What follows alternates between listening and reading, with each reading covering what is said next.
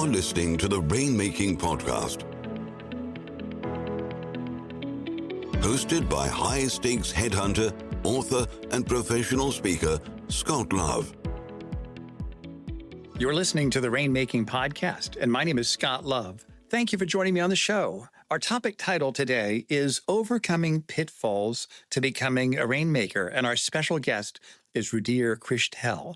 Today's show is part of our Sometimes Tuesdays legal-only shows targeting those exclusively who work in the legal profession. Let me tell you about Rudhir. I'm excited about what we're talking about today because this is going to help you. Prior to becoming an executive coach and consultant, Rudhir practiced law for 15 years as a federal judicial clerk, as a patent litigation partner at Fish Richardson, and then as Senior Patent Counsel at Apple. He founded Krishtel in 2018, where he leads workshops and coaching on business development and leadership. Make sure you check out the show notes and connect with him directly. You'll also see information about his flagship BD Circle program, as well as a link to a video that describes that.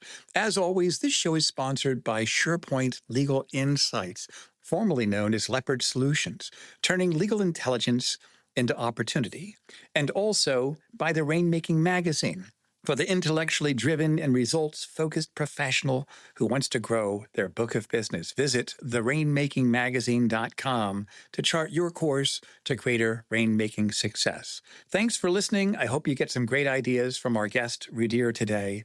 And if you have a moment, give us a nice 5-star review on Apple Podcasts. Thanks for listening.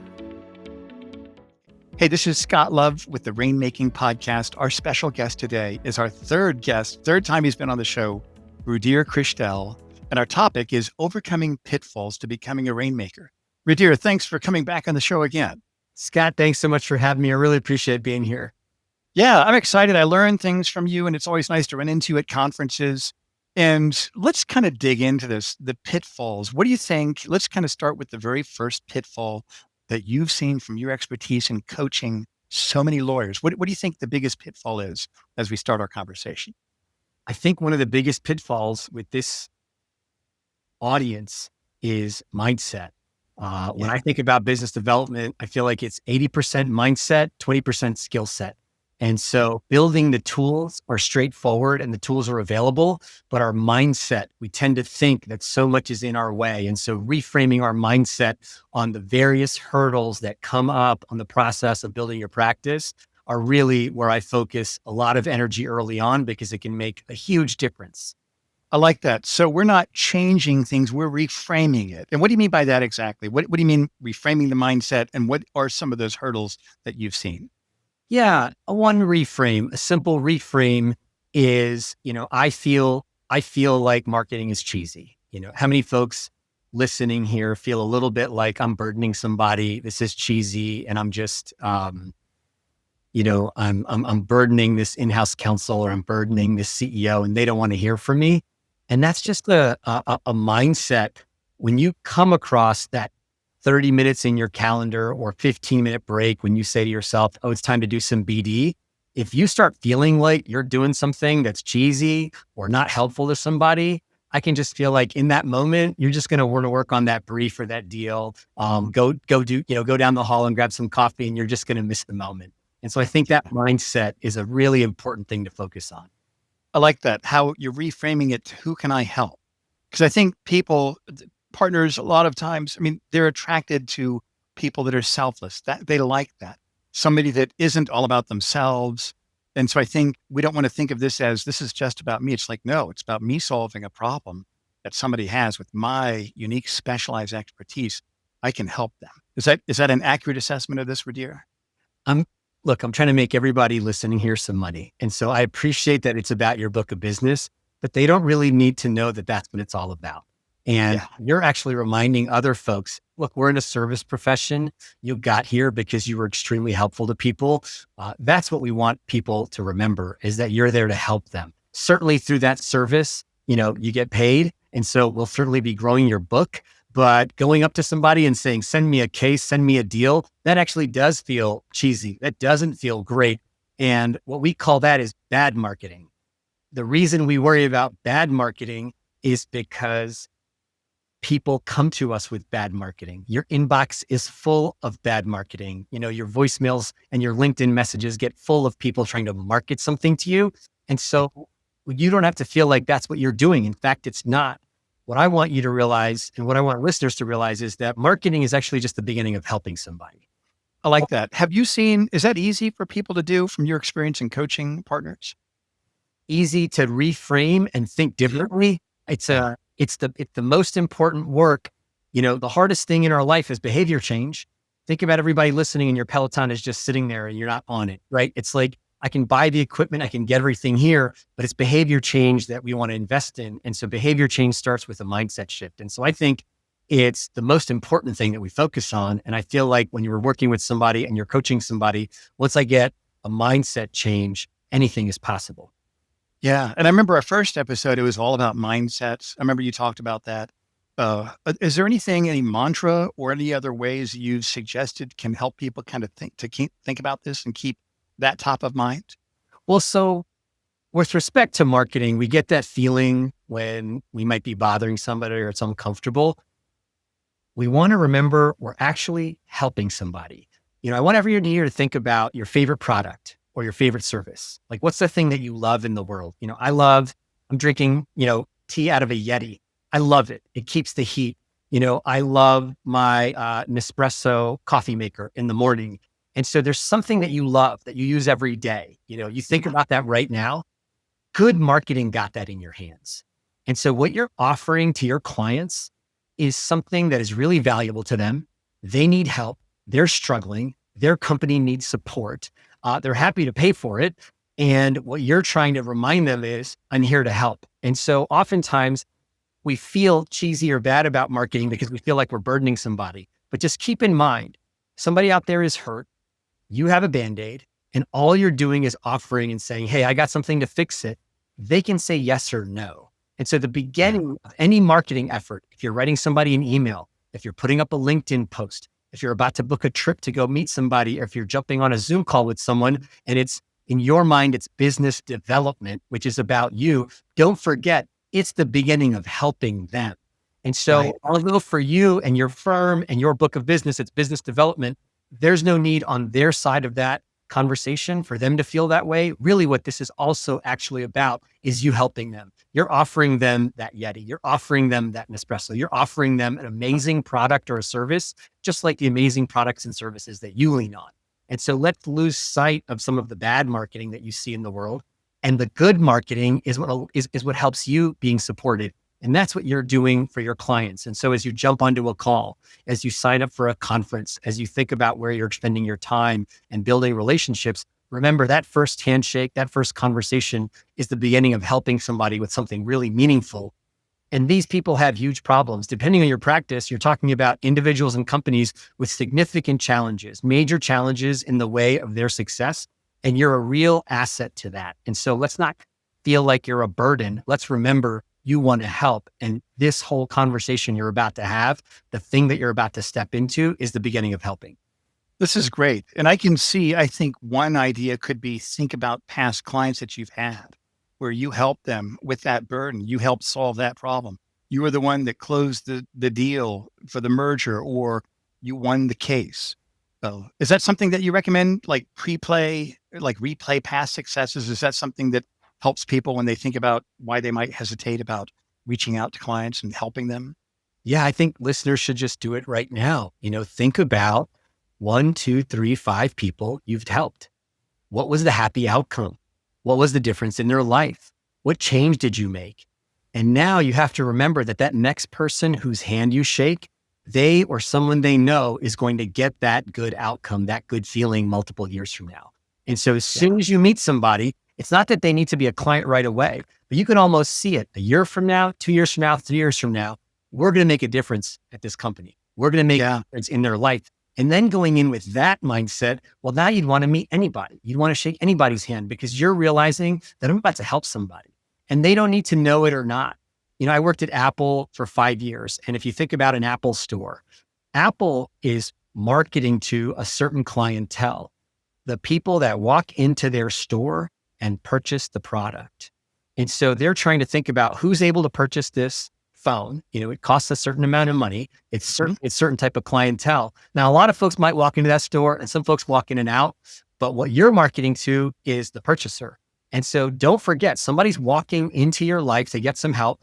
If they don't come in, think about how many people walk into an Apple store and walk right out without buying anything. Don't be offended by that. You put up a store on the corner of a busy, street in a metropolitan area, and a lot of people walk in and out. But 1 out of every 20 people is a buyer, and so you might shake hands with 20 people. One of those people are going to be helped by you in the future. And so just don't forget, we don't worry about all the people that may not respond to a message or may not, share work with us. But just keep in mind, you're helping people. You're out there to help people. Some people might not say yes to your Band-Aid offer, but enough will. And that's really the thing that you want to be focusing in on.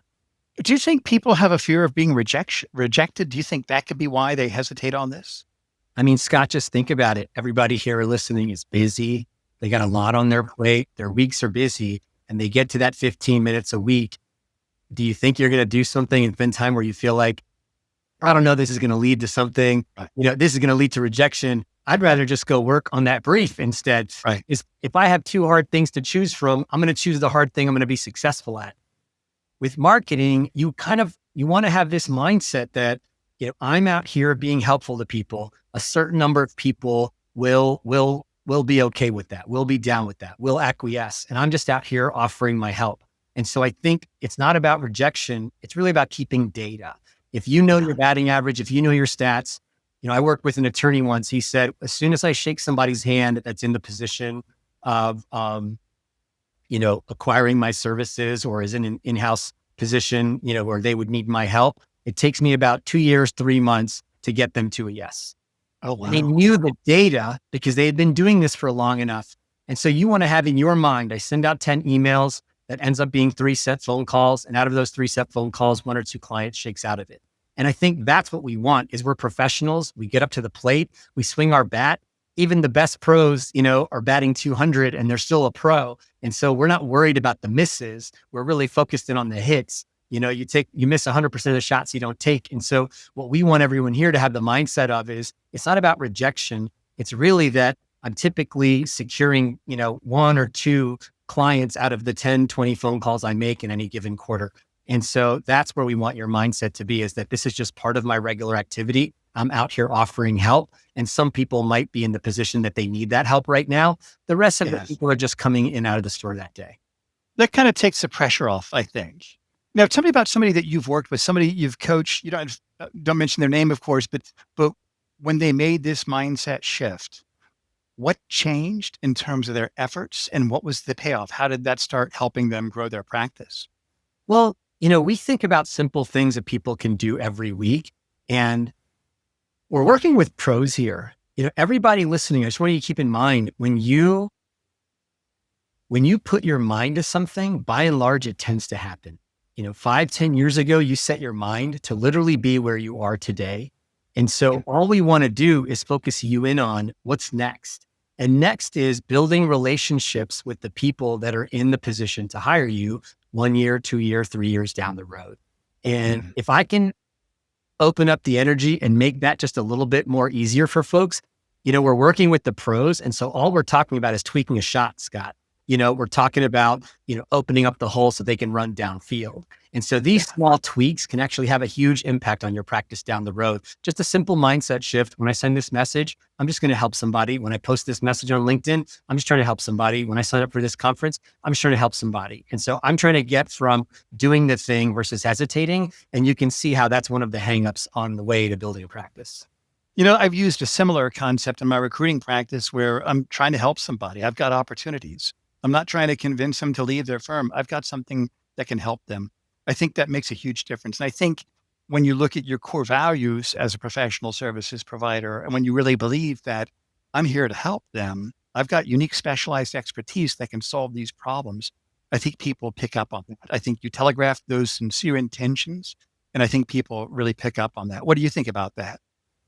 In the private practice, I think sometimes we tend to think, there's the private side practice and there's pro bono. And I do pro bono to help people. And this private practice is really all about money. And I just want to reframe that.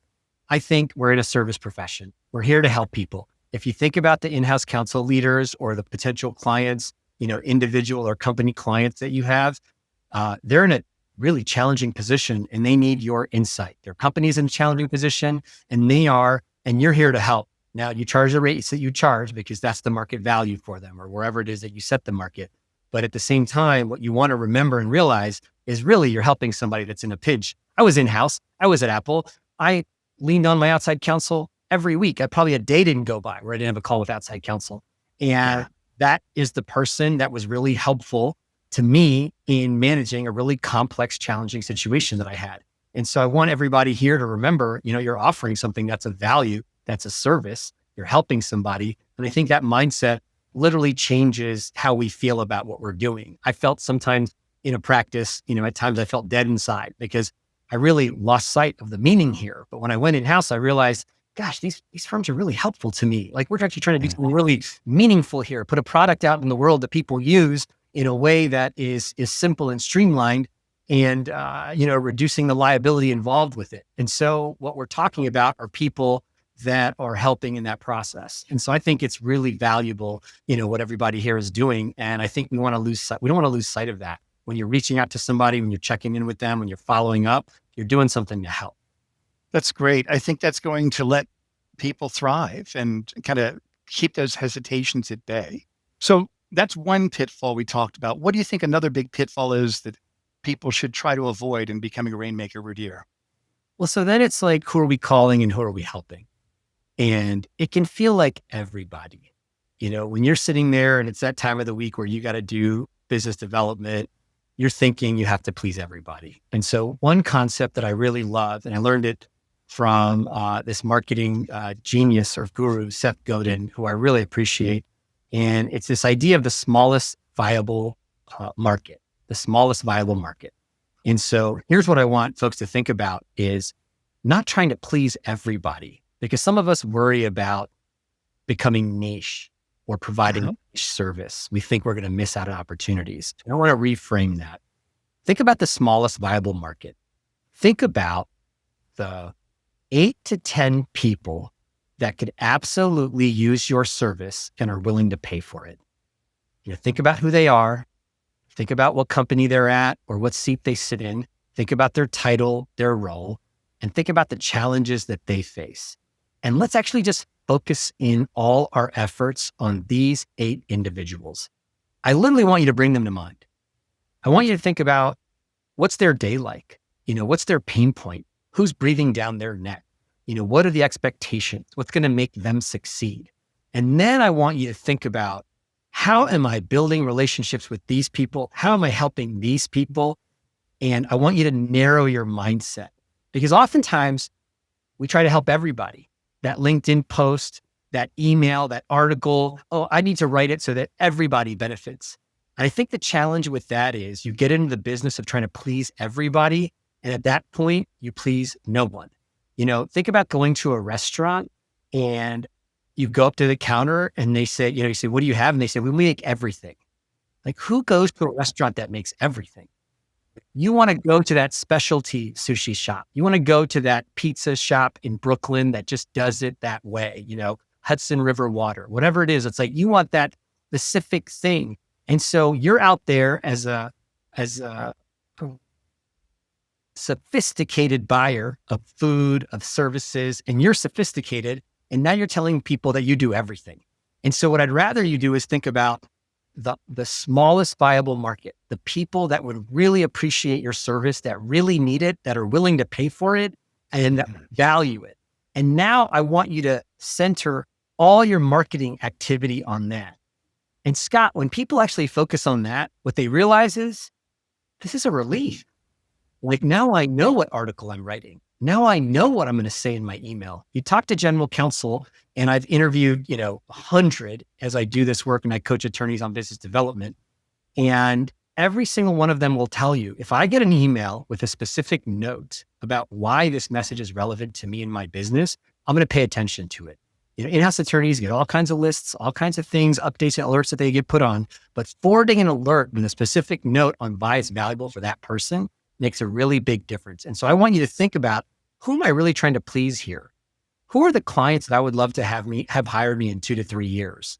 Be a visionary, look forward into the future, think about who's hiring you. And now your efforts in the next quarter, in the next few weeks are based on building relationships with those people. It makes it much easier than to decide what that next LinkedIn post is about. It makes it sure does. easier to figure out what conference you're going to go to or who are you going to reach out to next. What are some examples? Have you seen people, they might do all different types of litigation. Now they get real specialized in a certain niche or a certain industry. What are some examples of that when they've really asked themselves that question? Who are the 8 to 10 people that can use the service?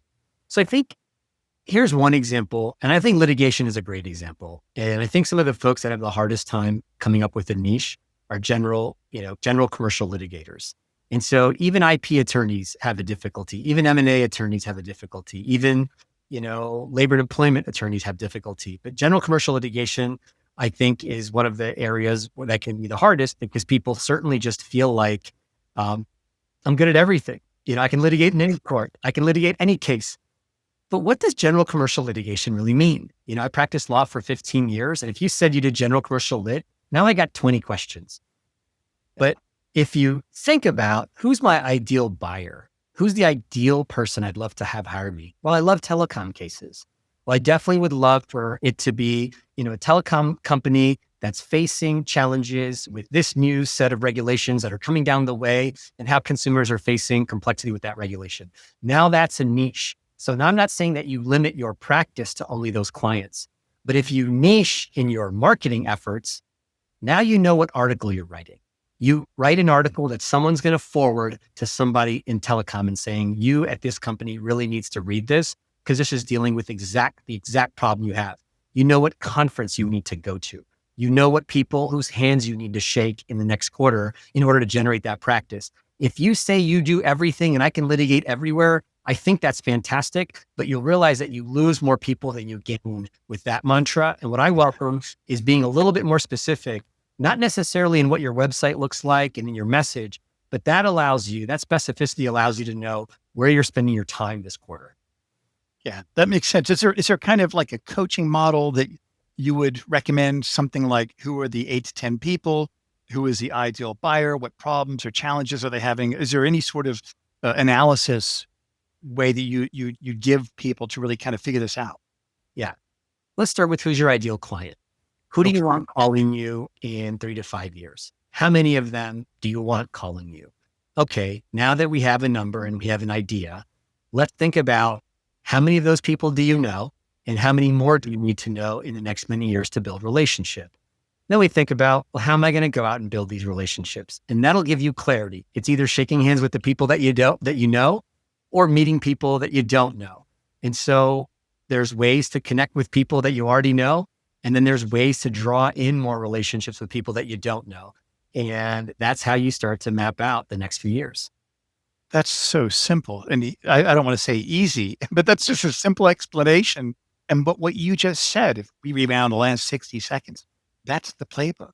How many do you know? How many do you need to know? And are you shaking hands with those you know? And how can you get those that you don't know connected with you? And that's pretty much the playbook, right, Rudhir? It is. And Scott, you're right. It's simple and it is hard, but it's the hard we choose.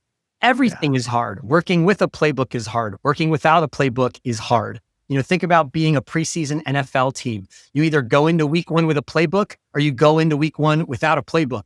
Both are difficult. We have teams that go into a season with a playbook and they still end out 2-2 or 4-0 or 1-3. And so everything we do, everyone listening here has decided they want to do difficult things. We want to do complex things. We want to offer complex solutions or simple solutions to complex problems. And so we're all up for hard. We're already a resilient group of people. We're in the school of hard knocks, but let's do the hard we choose. And so let's be clear about where you're going 3 to 5 years from now. Let's be clear about what steps you need to take, knowing that those steps are going to be hard, but now you have intention and you have clarity. And that's much better. It's much better to go into a season with a playbook than without one. Well, Rudhir, I know people are going to benefit from this, and I appreciate you sharing this with us today. And I think it might be the missing link a lot of people need to hear in terms of what's hesitating. What are the hesitations they have? Why are they not taking action? It could be reframing it. Then also the strategic part that you talked about, the smallest viable market. Those are brilliant ways to explain these very important concepts. So if you could summarize, let's say 3 action steps people can take to implement these ideas, what would those 3 action steps be, Rudhir? I'd say as soon as you get to marketing and business development this week, remember that you're helping somebody. It's going to make it a lot easier to step into that activity. Second, think about your smallest viable market.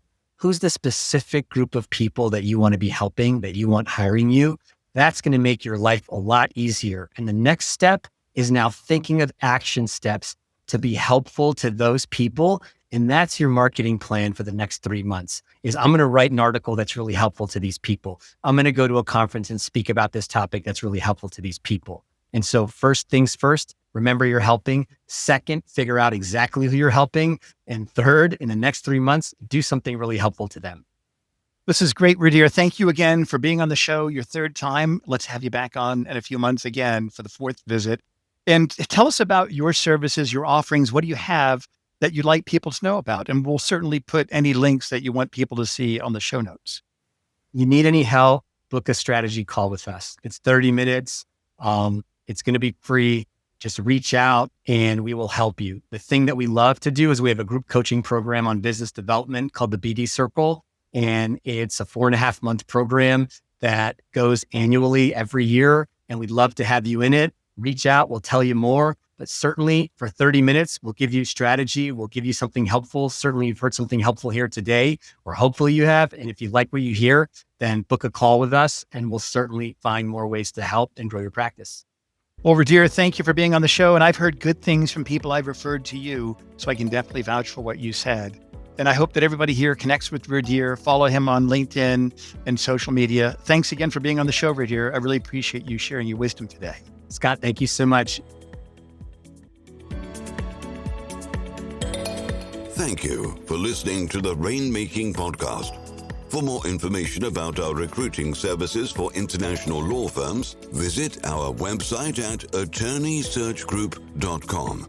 To inquire about having Scott speak at your next convention, conference, sales meeting, or executive retreat, visit the rainmakingpodcast.com.